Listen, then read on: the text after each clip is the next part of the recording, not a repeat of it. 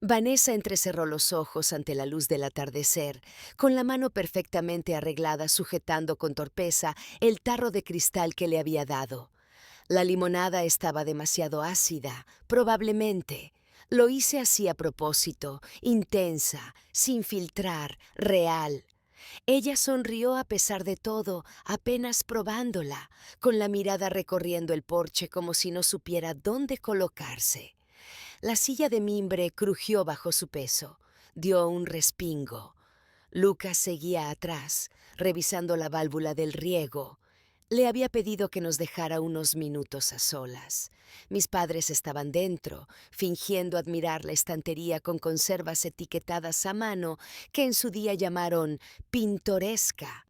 Yo me quedé en el umbral, con la carpeta en la mano, gruesa, sencilla, del color de la tierra vieja. No hablé enseguida. Dejé que el silencio hiciera su parte. Desde donde estaba sentada Vanessa se veían las primeras hileras de lechugas de primavera, verdes, ordenadas, precisas. Más allá, el invernadero brillaba con condensación. Aún más lejos, la nueva estación tecnológica. A ojos inexpertos parecía un granero, pero dentro albergaba el futuro de la agricultura inteligente en el uso del agua. Nada de eso coincidía con su definición de éxito, pero no hacía falta.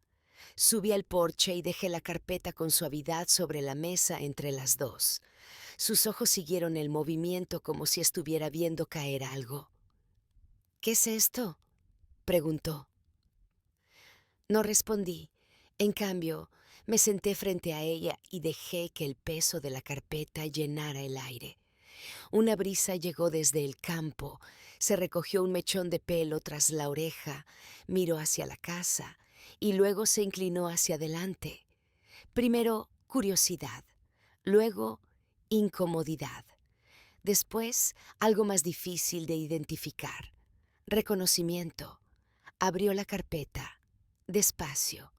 La primera página, una tasación formal de nuestra empresa, firmada por dos socios de una firma de capital riesgo y una incubadora agrotecnológica respaldada por una universidad. La segunda, el registro de patente del sistema de filtración de Lucas, con mi nombre como cofundadora. La tercera, capturas de pantalla. Mensajes suyos, fechados, con hora, archivados. Uno decía: volverás arrastrándote cuando te hartes del barro. Me miró, incliné ligeramente la cabeza, sin sonrisa. Detrás de ella, la finca se extendía ancha y en silencio, surcos que construimos con nuestras manos, mañanas en las que luchamos contra la escarcha, el calor y la incertidumbre. Antes se reía de eso, ahora nos pedía un préstamo. Clemencia, mi voz fue firme. Dijiste que nunca lo lograríamos aquí. Vanessa no respondió. Crucé las manos sobre el regazo y dejé que el silencio cerrara de nuevo el espacio entre nosotras, frío e inamovible, que probara la limonada, de la que no baja fácil. Cuando tenía 9 años, mi madre colgó una de mis pinturas con los dedos en la nevera como si fuera una tarjeta de pésame. La llamó abstracta y luego miró de reojo el trofeo de ortografía de Vanessa en la encimera como si eso sí fuera arte de verdad. Aprendí pronto a leer los silencios más alto que las palabras. Mi sitio nunca fue en el centro del escenario, siempre en el borde. Una curiosidad, algo que se acaricia con delicadeza en la cabeza y luego se aparta del trato educado. Vanessa llevaba su ambición como un abrigo hecho a medida, yo la mía como una bufanda de segunda mano, cálida pero sin importancia. Me llamaban creativa. Esa era la palabra que usaban en vez de capaz. En las reuniones del colegio, los profesores decían que era intuitiva, sensible, un poco soñadora. Los informes de Vanessa tenían viñetas, los míos adjetivos. No creo que mi padrastro leyera uno solo sin mirar el reloj. Yo era la hija proyecto artístico. Así me describió mi madre una vez en una cena. Lo recuerdo porque lo dijo riendo, con el vino derramándose un poco en su copa, la otra mano apoyada en el hombro de Vanessa. Vanessa es nuestra niña de oro, dijo. Aubrey es nuestro pequeño experimento. Decían que lo hacían con cariño, siempre insistían, como un halago. Nunca les creí. Cuando llegué a la universidad ya había aprendido a guardar mis logros en silencio. Mientras Vanessa hacía triple especialización y enviaba fotos desde simposios empresariales en Suiza, yo conseguí unas prácticas competitivas en marketing y pagaba mi propio alquiler. Pero nunca preguntaban por eso. A mi madre se le iluminaba la cara cada vez que salía el nombre de Vanessa en una conversación. Este verano hace prácticas en Bain, decía. Su novio trabaja en capital privado. La primera vez que llevé a Lucas a casa, con barro aún en las botas, las manos endurecidas por el trabajo, mis padres sonrieron como si hubiéramos traído un perro callejero. Es amable, dije, porque lo era, porque la amabilidad debería haber significado más que un cargo profesional. Pero apenas me escucharon. Mi madre sirvió vino. Mi padrastro preguntó si Lucas se había planteado volver a estudiar. Después de cenar, Vanessa me acorraló en la cocina con un tono dulcemente empalagoso. «Es mono, en plan rudo», dijo, sacando una botella de Pellegrino de la nevera. «Muy de película de sobremesa. ¿Cuál es el plan? ¿Irse a una cabaña a tejer jerseys?» No respondí. Estaba cansada de intentar traducir mi felicidad a un idioma que ellos entendieran. Sabía lo que pensaban, que era una fase, que me casaría con el agricultor, jugaría a las casitas unos años y luego entraría en razón.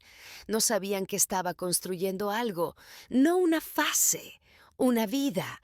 Y cuando lo comprendieran, los andamios ya estarían demasiado altos para alcanzarlos. La carta de aceptación de Vanessa a Wharton vino con una sudadera con monograma y una celebración con brunch.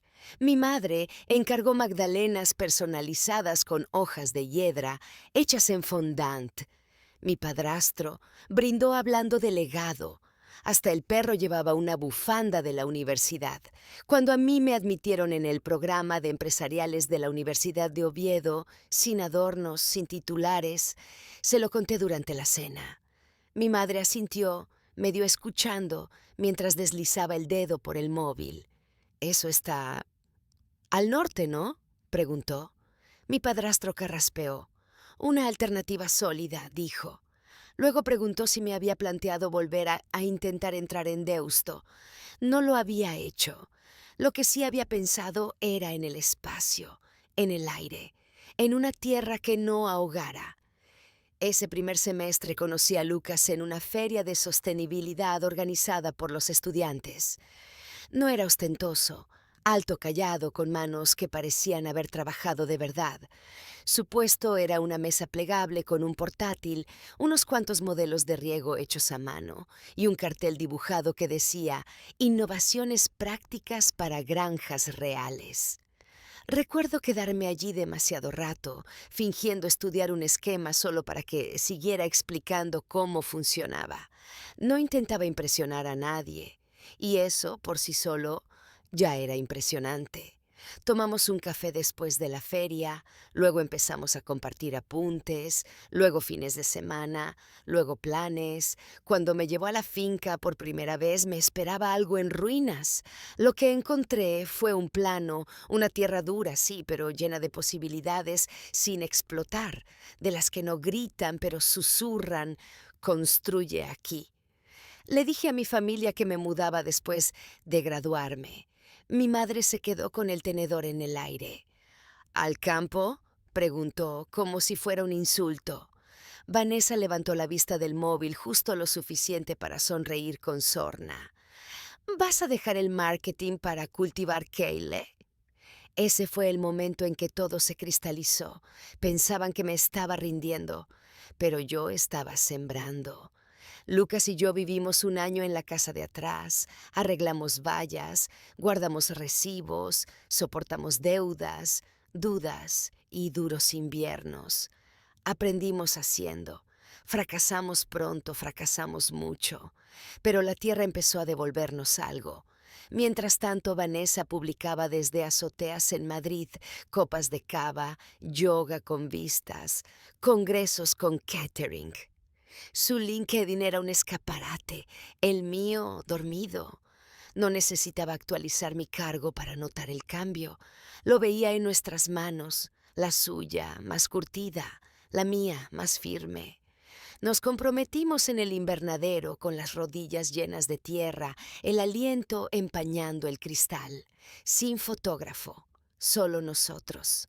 Cuando se lo conté a mi familia, Vanessa respondió con un mensaje: ¿anillo con barro o solo rodillas sucias? Una broma, dijo después, cuando la confronté, pero lo recordé, porque las cosas que la gente dice cuando cree que estás por debajo, esas son las que nunca esperan que cargues contigo.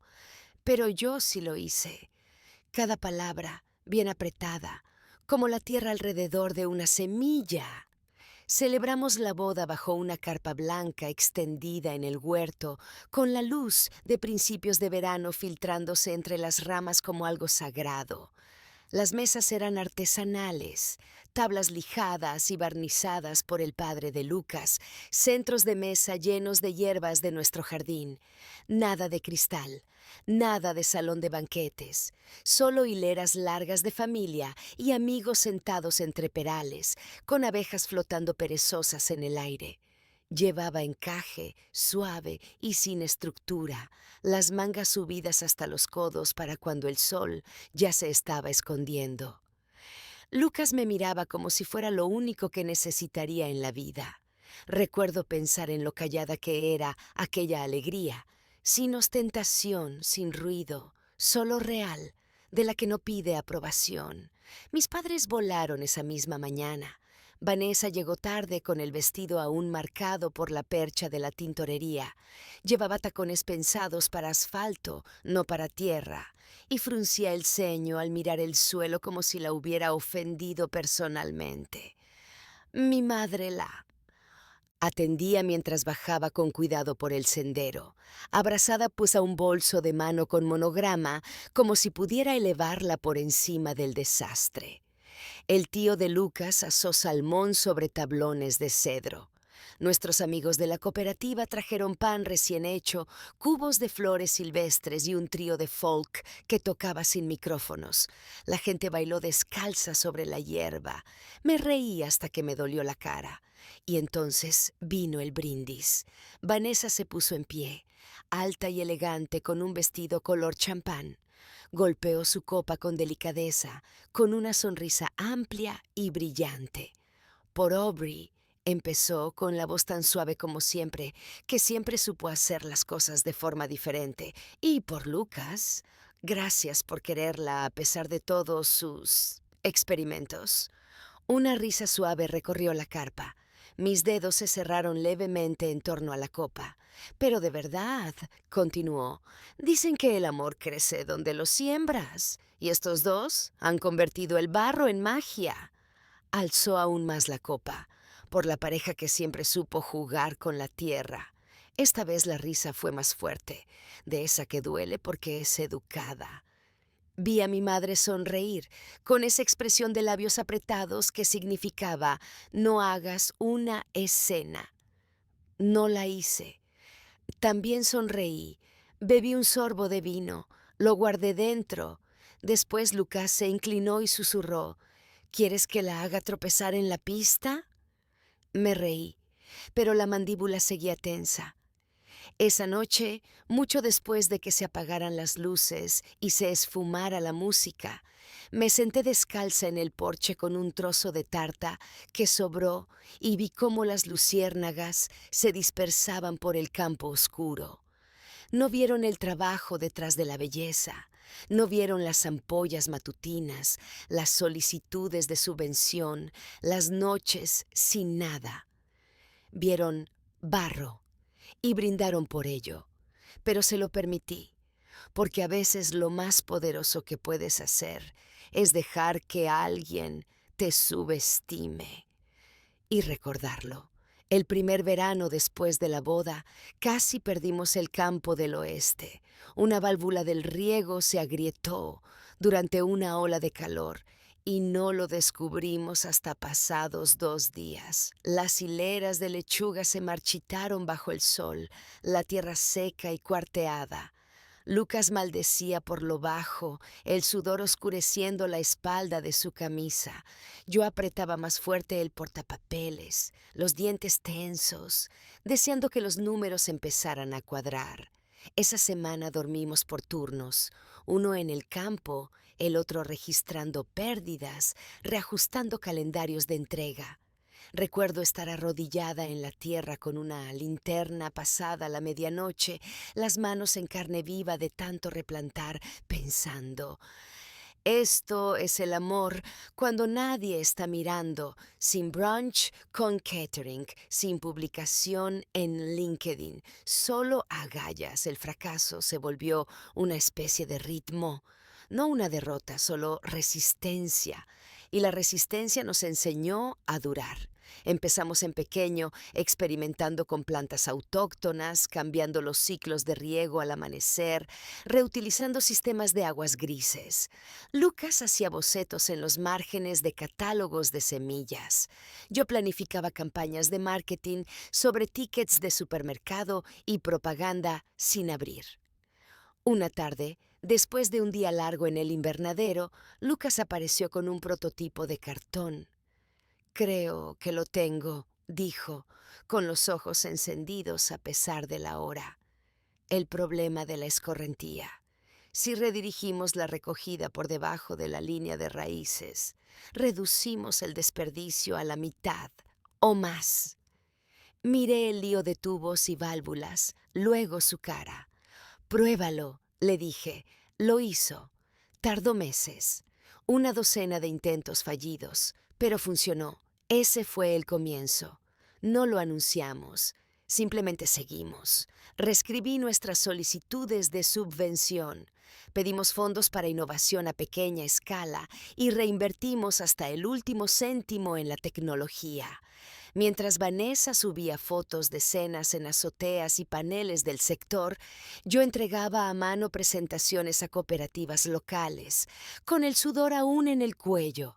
Añadimos un invernadero, luego otro, luego una parcela piloto de bajo coste para probar el flujo de agua en diferentes tipos de suelo.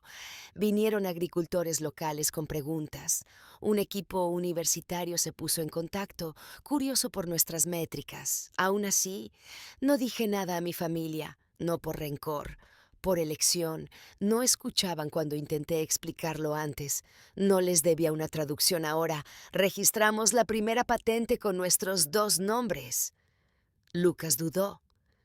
«¿Estás segura?», preguntó. «Tú hiciste casi todo lo de las subvenciones. Yo solo construí lo que tú imaginaste».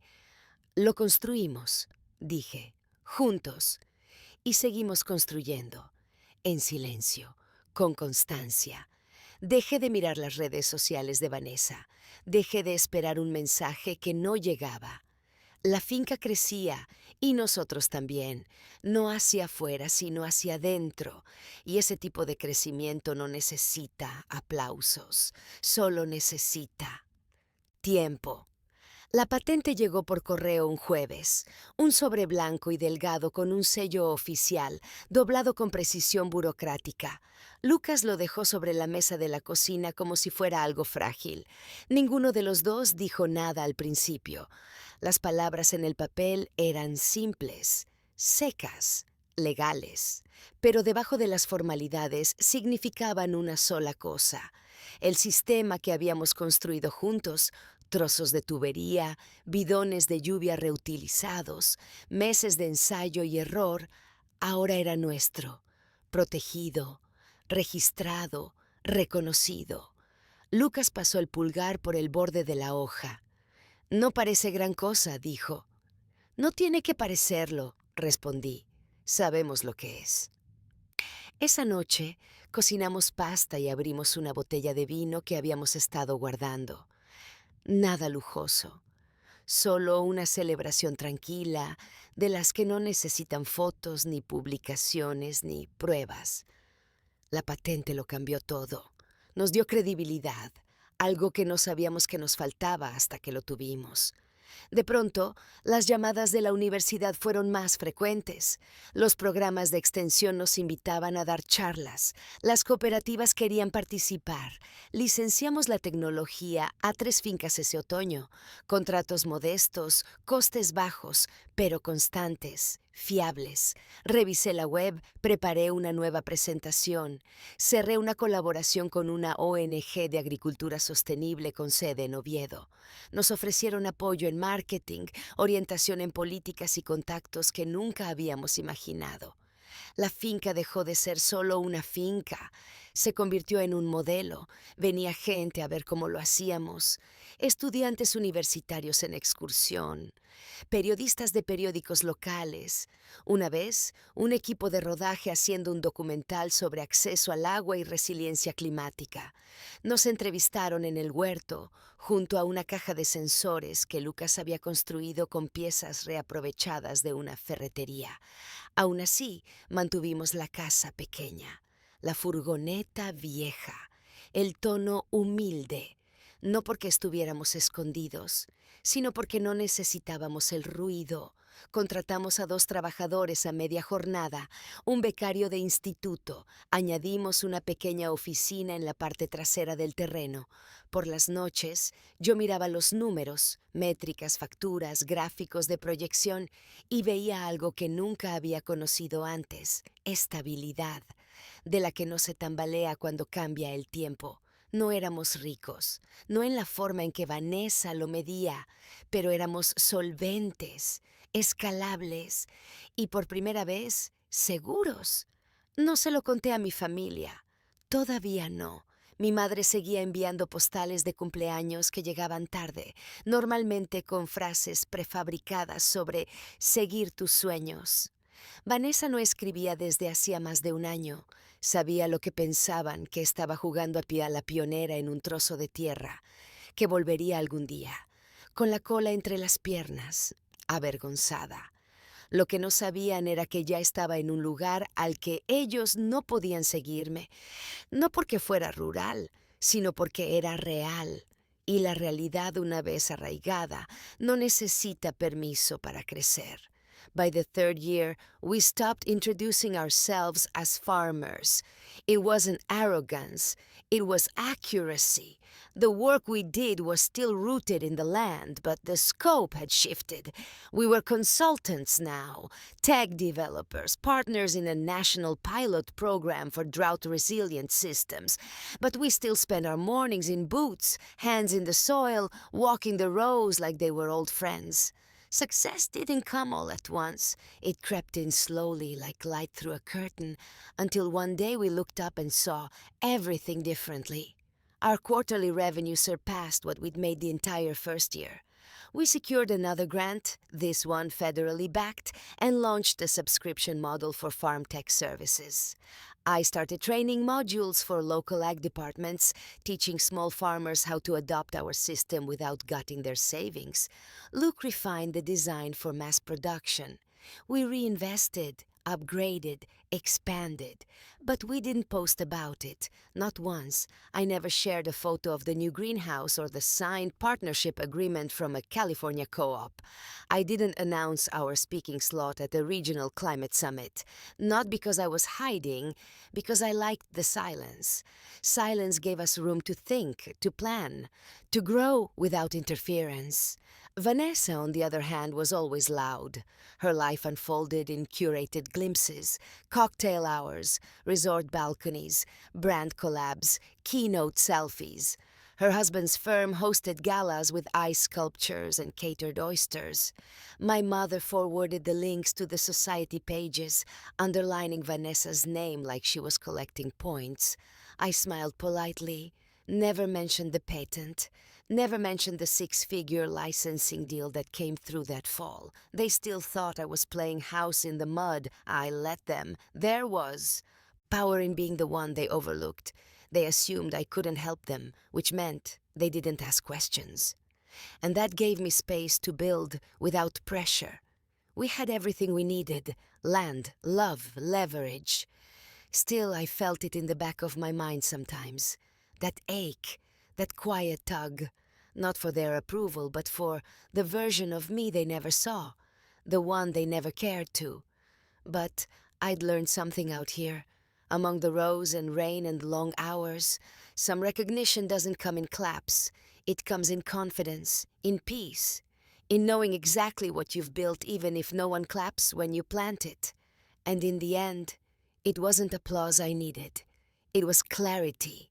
And I had that now. Los titulares llegaron un martes. Lucas estaba en el granero, cambiando el soporte de un panel solar, cuando mi móvil vibró con una alerta de noticias. Yo estaba arrodillada junto a los bancales de hierbas, podando salvia. El título apareció en la pantalla como sacado de un thriller legal. Fondo de inversión bajo investigación de la CNMV. Operaciones con información privilegiada, cuentas offshore y testimonio de un informante. Lo abrí una vez. Busqué nombres. Los encontré a mitad del artículo. El marido de Vanessa, su firma, sus iniciales, un comunicado completo del organismo regulador. No me moví durante mucho rato. El viento agitaba la hierba alta detrás de mí. Una abeja flotaba junto al romero, imperturbable. Volví a leer el artículo. Luego deslicé el móvil de nuevo en el bolsillo y seguí podando. Al final de la semana estaba en todas partes.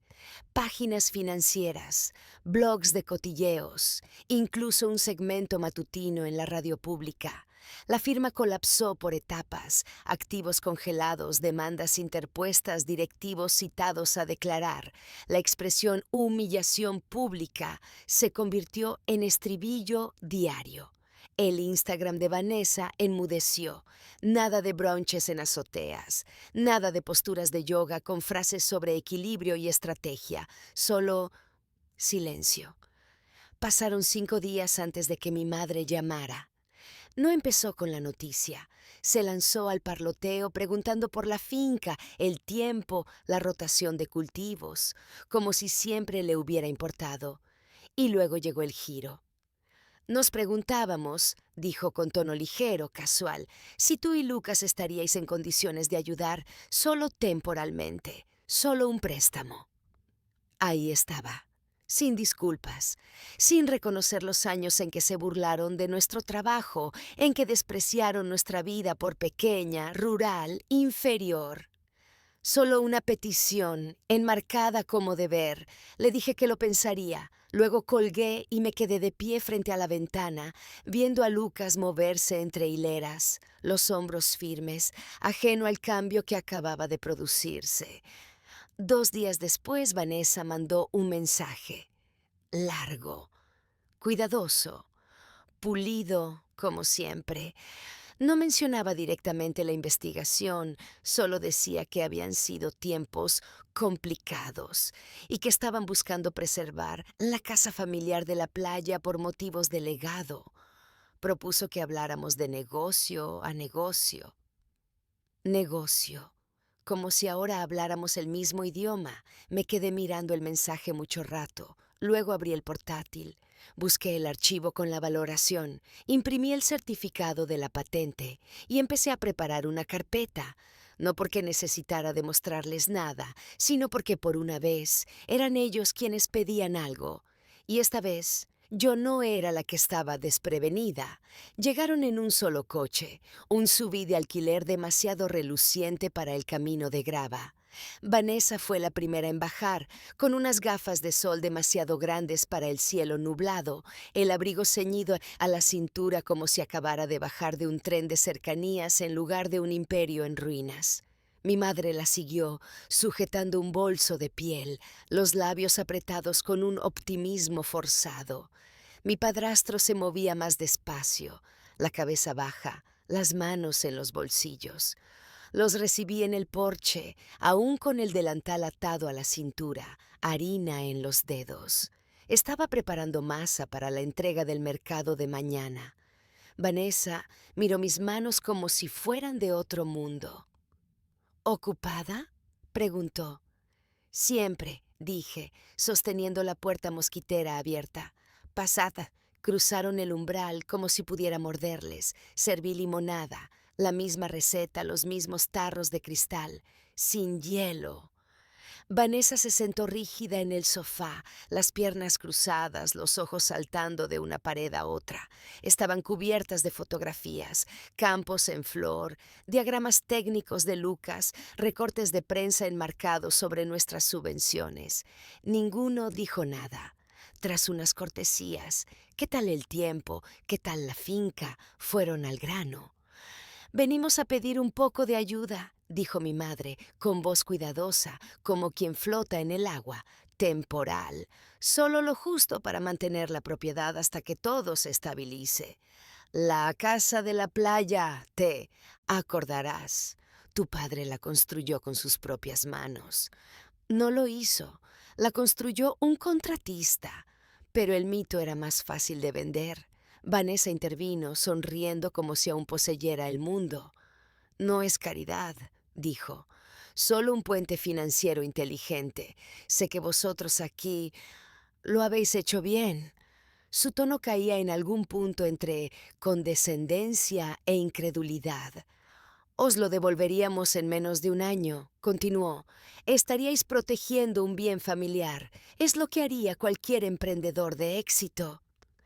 Esa palabra otra vez, emprendedor, como un disfraz que acababa de darse cuenta de que yo había estado usando todo este tiempo. Asentí despacio, luego me levanté y fui a la otra habitación. Volví con la carpeta, sin adornos, sin monograma, solo cartulina manila y llena. La dejé sobre la mesa de centro. Este es el negocio al que te refieres, dije, serena. Nuestra valoración, registros de patentes, alianzas activas, vías de ingreso. Vanessa parpadeó. Abrí la carpeta, pasé a la página del resumen de valoración y la deslicé hacia adelante. Luego las capturas de pantalla, mensajes suyos burlándose de la finca, llamándome un desperdicio de título. No las leí en voz alta. Solo pasé la hoja y dejé que el silencio hiciera su trabajo. Mi madre se quedó mirando los números. Mi padrastro desvió la vista. Cuando Vanessa por fin habló, su voz ya no tenía filo. ¿Por qué nos enseñas esto? Para responder a vuestra pregunta dije, esto no es caridad, esto es trabajo, legado, y no somos un banco. Mi madre se inclinó hacia adelante, suplicante ahora. Aubrey, piensa en la familia. Estoy pensando, dije. Vosotros me enseñasteis lo que significa la lealtad familiar. Cerré la carpeta y la estoy aplicando. No se fueron de inmediato. Durante unos segundos nadie se movió. La carpeta seguía entre nosotros, cerrada ahora, pero de algún modo más pesada. Vanessa miraba sus manos como si no fueran suyas. Los labios de mi madre se entreabrieron, pero no salió nada. Mi padrastro carraspeó y se ajustó el reloj, como si el tiempo pudiera librarle de ese momento. Me levanté, no de golpe, solo lo justo para indicar que la conversación había terminado. ¿Queréis más limonada?, pregunté. Vanessa parpadeó.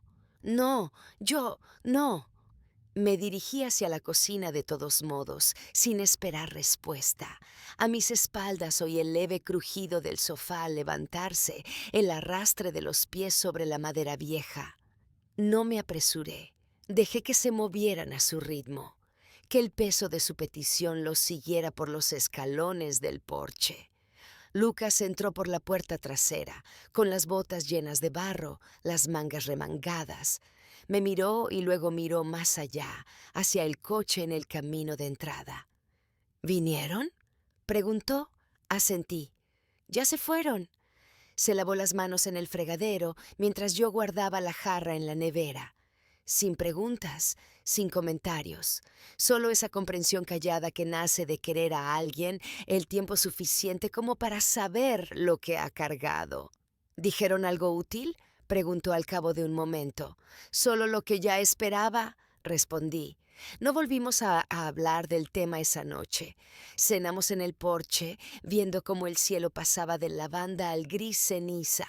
En algún lugar más allá de los árboles, un zorro aulló hacia el anochecer. Lucas sirvió vino. Yo dejé que mis hombros se relajaran por primera vez en todo el día.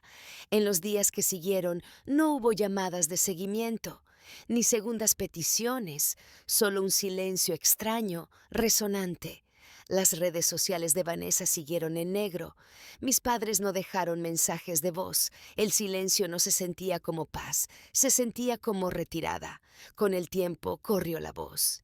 La casa de la playa se puso en venta en Internet. Los coches de lujo desaparecieron. El piso en la ciudad no se mencionó en el siguiente correo familiar, que llegó, puntual como siempre, de parte de mi madre, alegre y vago. No preguntó cómo estábamos, no le hacía falta. El último mensaje que recibí de Vanessa llegó 2 semanas después de su visita. Decía: «No esperaba eso de ti». No contesté. Lo que quería decir era: pensé que seguiría siendo lo bastante blanda como para decir que sí. Lo que aprendió fue: ser blanda no significa ser débil. La suavidad puede marcar el límite. La suavidad puede volverse acero cuando el momento lo exige.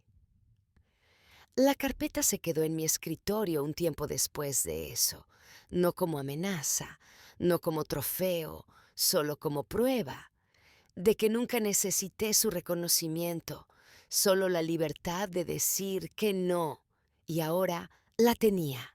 El porche seguía húmedo la mañana después de que se marcharan. Salí con el café en la mano y me quedé descalza, observando la niebla arrastrarse baja sobre los campos. Las sillas seguían ahí, vacías ahora, con un leve cerco de humedad donde habían estado los vasos. Vanessa no miró atrás al subir al coche. Se movía, como alguien que no está acostumbrada a ser rechazada, como si sus tacones no hubieran tocado tierra en su vida antes de ese día. Mis padres la siguieron, con la cabeza gacha, no por vergüenza, no del todo, sino por algo parecido al reconocimiento, de ese tipo que llega demasiado tarde para importar. No saludé, simplemente me quedé en los escalones con la carpeta apretada contra el costado y dejé que la puerta mosquitera se cerrara tras de mí. Se alejaron despacio, los neumáticos crujiendo sobre la grava, el silencio siguiéndolos como humo. Miré hasta que la curva del camino se los tragó por completo. Lucas apareció detrás de mí, su mano descansando con suavidad en mi espalda. No preguntó qué dijeron, no lo necesitaba. Solo miró conmigo los campos, nuestra respiración visible en el aire de la mañana. «Hace frío para ser primavera», dijo. Asentí. Le viene bien a la tierra. No volvimos a hablar de ellos. En las semanas que siguieron, el desmoronamiento continuó. El nombre de Vanessa desapareció de los organigramas. Los medios dejaron de publicar su foto. Las imágenes de vacaciones desaparecieron de sus redes, reemplazadas por espacio en blanco. Las actualizaciones de mi madre dejaron de llegar por completo. No hubo disculpa, ni carta, ni llamada. Solo silencio. Ese silencio solía doler, solía hacerme preguntarme si había hecho lo suficiente, si me había explicado con claridad, hablado con calma, dejado espacio para la redención. Pero ya no. Ahora se sentía merecido. Ya no necesitaba ser la hija que se doblaba para resultar comprensible.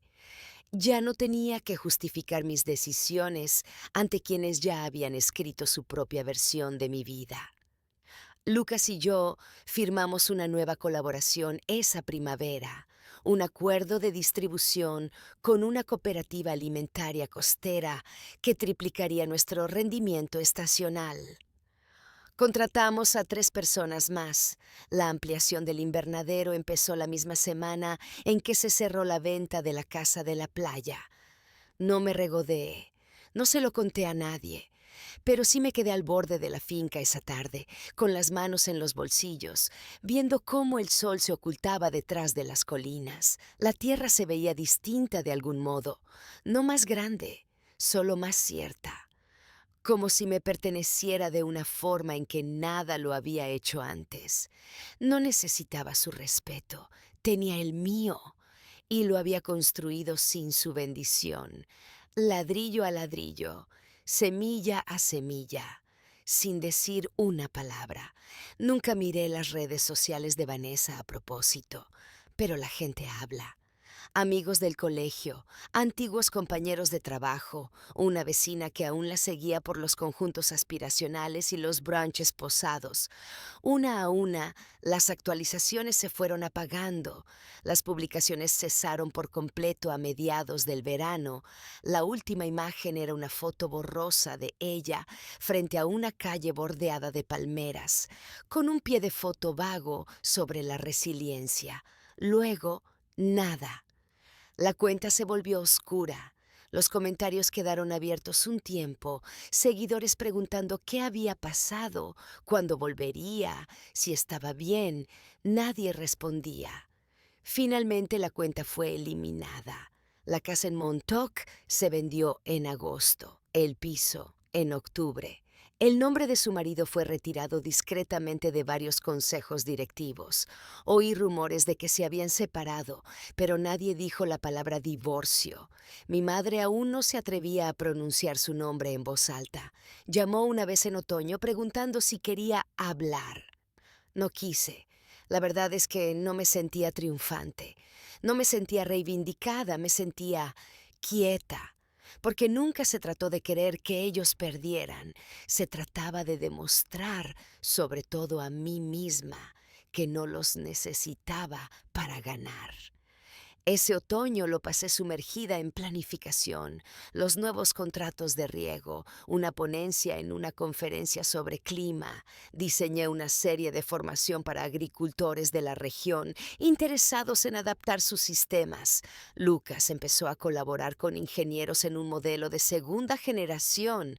La finca prosperaba. Nuestros días eran largos pero constantes. Las mañanas empezaban con escarcha y terminaban con papeleo, con el zumbido de la maquinaria y el murmullo de las botas sobre la tierra. Dormía profundamente, comía bien, reía a menudo.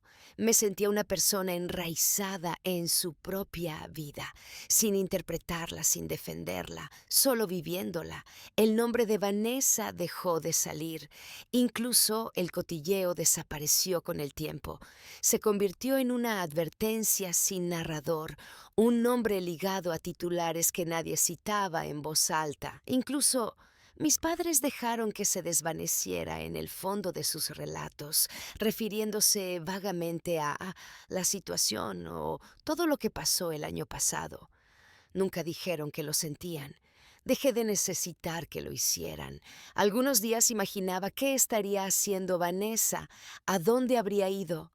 Sí, alguna vez pensó en aquel día en mi porche, la carpeta, los números, las palabras, que no podía retirar. Pero la mayoría de las veces, no. Había demasiada vida ocurriendo aquí, demasiada prueba de que aquello de lo que se habían reído, mis decisiones, mi ritmo, mis manos cubiertas de tierra, se había convertido en algo innegable, no llamativo, no ruidoso, pero real, y al final, eso fue lo único que perduró. Para primavera, el huerto zumbaba de vida.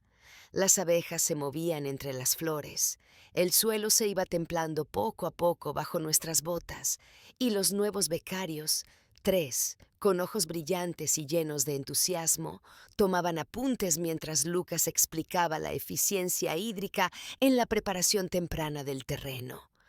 Yo observaba desde el borde del campo, con el portapapeles en la mano, sonriendo para mis adentros. Así se veía el crecimiento ahora, no solo en cosecha o beneficios, sino en presencia, en continuidad. Un sistema creado no solo para durar, sino para enseñar. Habíamos firmado una colaboración de 3 años con una cooperativa regional, suministrando tanto productos como servicios de asesoría. Era la primera vez que nos expandíamos formalmente más allá de nuestros propios campos. Yo dirigía las llamadas de incorporación, respondía preguntas estratégicas, guiaba ya a los socios a través de nuestra tecnología, línea por línea. Lucas se encargaba de los detalles técnicos, yo del enfoque general. Las tardes se llenaban de papeleo y charlas en el porche, cuadernos abiertos junto a cuencos de sopa, nuestro perro enroscado bajo la mesa. Ya no solo gestionábamos un negocio, estábamos construyendo algo más grande que nosotros mismos.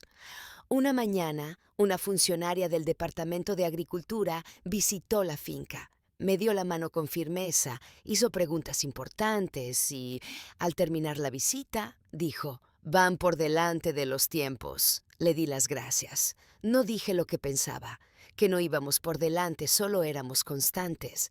Y la constancia, cuando nadie mira, se parece mucho a ser olvidado. Pero no lo es. Es inversión. Esa temporada plantamos un nuevo huerto en el extremo oeste. 10 hectáreas, cultivos autóctonos, un terreno de prueba para un estudio sobre resiliencia climática al que nos habían invitado. Pedí un nuevo par de guantes de trabajo y etiqueté una carpeta nueva. Se sentía como abrir un nuevo capítulo. No se lo conté a mi familia, no habían llamado en meses, ni siquiera cuando salió la nota de prensa. Se mencionaba nuestra colaboración, la finca citada en una revista agrícola. Recibí mensaje alguno, nada sorprendente. Nunca supieron celebrar lo que no comprendían, pero no los echaba de menos. La verdad es que no lo hacía desde hacía tiempo. Cuanto más nos adentrábamos en esta vida, la que construimos con manos cansadas y madrugones, más comprendía lo poco que necesitaba las viejas definiciones de éxito, de valor, de familia. Ahora tenía raíces de verdad, plantadas no en validación, sino en trabajo. Y cada vez que una semilla echaba raíces en esta tierra, recordaba algo que Vanessa dijo una vez durante una cena familiar. Te vas a quemar intentando demostrar un punto.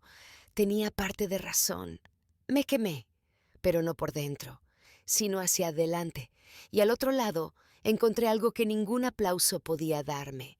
Una vida que no tenía que justificar, solo una que podía seguir viviendo. El buzón de voz llegó un martes por la mañana. Estaba en el cobertizo, ordenando el inventario de semillas, con el olor a arpillera y polvo de pino espeso en el aire. El móvil vibró una vez, luego se quedó en silencio. No lo miré enseguida, no hacía falta. A estas alturas ya sabía reconocer el peso de lo que no quería. Más tarde, durante la comida, lo escuché. La voz de mi padre, más lenta de lo que recordaba, insegura. «Hola, Aubrey. Esperaba que pudiéramos hablar. Tu madre ha estado pensando mucho en el pasado, en cómo se dieron las cosas. Te echamos de menos. Tal vez podríamos reconectar cuando tengas tiempo». Hizo una pausa. Carraspeó. «Sin presión. Solo piénsalo». Borré el mensaje, no por rabia, ni siquiera por dolor, sino porque la ventana ya se había cerrado, no de golpe, no atrancada, solo sellada por el tiempo y la decisión. Lavé los platos, volví al trabajo. En los días siguientes esperé algo más, otra llamada, una carta, un correo, con palabras como «lo siento» o «nos equivocamos». No llegó nada, solo ese intento, ese único empujón hacia la reconciliación, envuelto en pocas palabras y demasiados años. No estaban buscando a la persona que soy, estaban buscando a la que solían controlar, la que mantenía la paz, la que tragaba los comentarios y disimulaba las grietas, pero ella, la allí, ya no vivía aquí. La mujer que vivía aquí ahora no se doblaba por nostalgia. Sabía que no todas las puertas necesitan abrirse otra vez, que a veces la distancia no es una herida, sino un límite, y los límites, una vez plantados, hay que cuidarlos. Esa primavera Instalé un nuevo sistema de emparrado en el huerto del norte. Un grupo de voluntarios vino el fin de semana, estudiantes locales, vecinos, algunos nuevos empleados. Trabajamos codo a codo bajo el sol, riéndonos durante las comidas de fiambrera y con las mejillas manchadas de tierra. Al final del día, alguien me dio una Polaroid que había tomado. Lucas y yo, riendo a mitad de frase, con las manos aún en la tierra. La colgué en la pared del cuarto de barro, no porque fuera perfecta, sino porque era real, sin filtros, sin retoques, sin necesidad de aprobación. Solo un momento capturado en una tierra que era nuestra, cultivada con sudor, silencio y la decisión de seguir adelante cuando nadie más creía en lo que hacíamos. El pasado podía llamar si quería, pero yo ya no esperaba ser comprendida. Ya era conocida por este lugar, por este trabajo, por la vida que elegí y el hombre que caminaba a mi lado. Y eso bastaba, más que de sobra. Hay un momento cada mañana antes de que el sol se alce del todo, en que toda la finca se vuelve plateada. La luz se desliza baja sobre la tierra, rozando los bordes de las hojas empapadas de rocío. Aún no cantan los pájaros, la maquinaria está quieta y durante unos minutos la tierra contiene la respiración. Es entonces cuando lo siento con más fuerza, esta vida tranquila, arraigada, la que construí con manos curtidas y mil decisiones pequeñas y poco glamurosas. A veces recorro sola los surcos antes de que empiece el día, sin portapapeles, sin horario, solo pasos suaves entre los bancales, dejando que el silencio se asiente detrás de las costillas, dejando que me recuerde que el éxito no siempre se anuncia. A veces simplemente vive, firme, inquebrantable. El mundo que dejé atrás estaba lleno de ruido, títulos, expectativas, elogios, cuidados. Antes creía que tenía que ganarme mi valor en ese idioma, que si me esforzaba más, si me suavizaba lo suficiente, si sonreía de la forma correcta, me verían, lo entenderían, pero ellos no estaban hechos para verme, estaban hechos para comparar, para clasificar, para pulir lo que ya brillaba y descartar lo que no reflejaba bien bajo la luz. Esta tierra nunca me pidió ser otra cosa que real, me devolvió exactamente lo que puse, ni más ni menos, y en ese equilibrio encontré algo más fuerte que el orgullo, dignidad, no del tipo que necesita reconocimiento, del tipo que nace de saber que defendiste tu sitio, que no gritaste para ser escuchada, que cumpliste tu palabra, incluso cuando nadie más cumplía la suya. Lo llamaron barro, lo llamaron pequeño, me llamaron derrochadora, terca, ilusa. Pero nada de eso importaba cuando estaba de pie en el invernadero al atardecer, viendo a Lucas ajustar los sensores de un sistema que diseñamos juntos.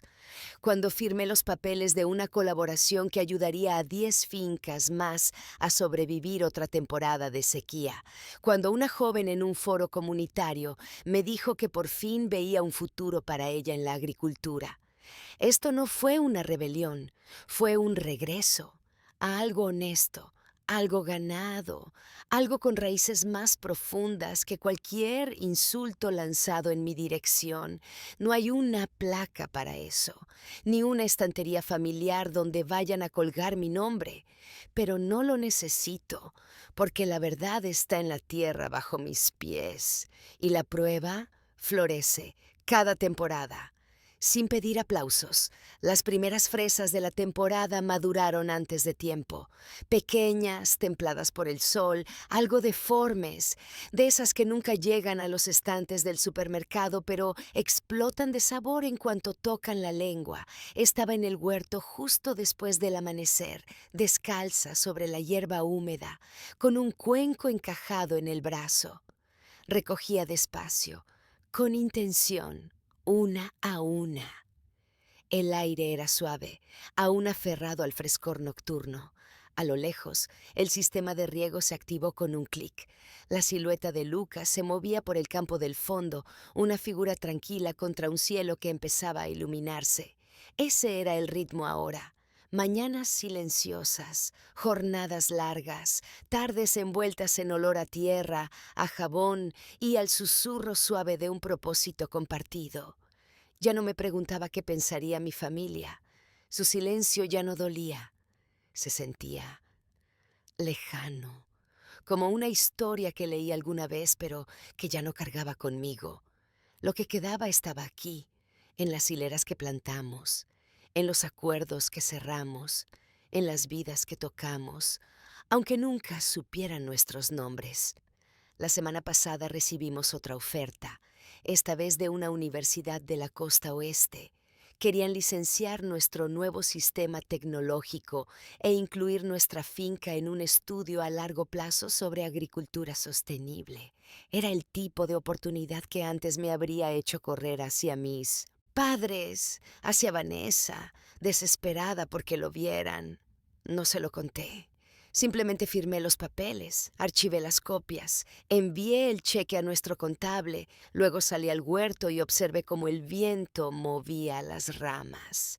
Había poder en ese silencio, no amargura, no olvido, solo soberanía, la libertad de cultivar algo real y dejar que hablara por sí solo. A media mañana el sol ya estaba alto y el cuenco lleno. Llevé las fresas dentro, las lavé con cuidado y las extendí sobre un paño de lino para que se secaran. Pensé en todo lo que habíamos recorrido, no solo en distancia o ganancias, sino en claridad. Antes perseguía la aprobación como si fuera la única moneda válida. Ahora lo entendía. El éxito verdadero vive en lo que nadie ve, las madrugadas, los no en voz baja, la dignidad de no explicarte ante quien nunca quiso comprender. Vive en la tierra blanda bajo tus uñas, en contratos firmados sin aplausos, en cosechas que llegan sin pedir permiso. Vanessa dijo una vez que volvería arrastrándome, pero nunca me fui. Me planté más hondo. ¿Y ahora?